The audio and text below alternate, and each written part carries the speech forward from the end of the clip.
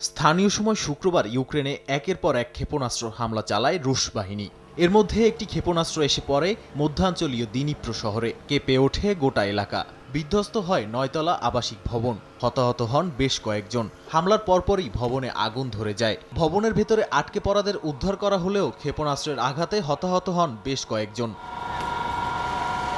এরই মধ্যে রাশিয়ার প্রতিরক্ষা মন্ত্রণালয় এক বিবৃতিতে জানায়, গত কয়েকদিনে ১৫টিরও বেশি ক্ষেপণাস্ত্র হামলা চালিয়েছে তারা। ইউক্রেনের বিভিন্ন সামরিক স্থাপনা লক্ষ্য করে এই হামলা চালানো হয় বলেও দাবি মস্কোর। এতে কিয়েভের সামরিক বাহন, বৈদ্যুতিক স্থাপনা সহ বিভিন্ন গুরুত্বপূর্ণ ভবন ধ্বংস করে দেয়া হয়েছে। এরই মধ্যে এবার রুশ হামলা মোকাবিলায় ইউক্রেনকে অত্যাধুনিক আকাশ প্রতিরক্ষা ব্যবস্থা দেওয়ার সিদ্ধান্ত নিয়েছে যুক্তরাষ্ট্র। নতুন প্যাকেজে ১৫ কোটি মার্কিন ডলারের সামরিক সহায়তায় আকাশ প্রতিরক্ষার পাশাপাশি দেয়া হবে অত্যাধুনিক সমরাস্ত্র।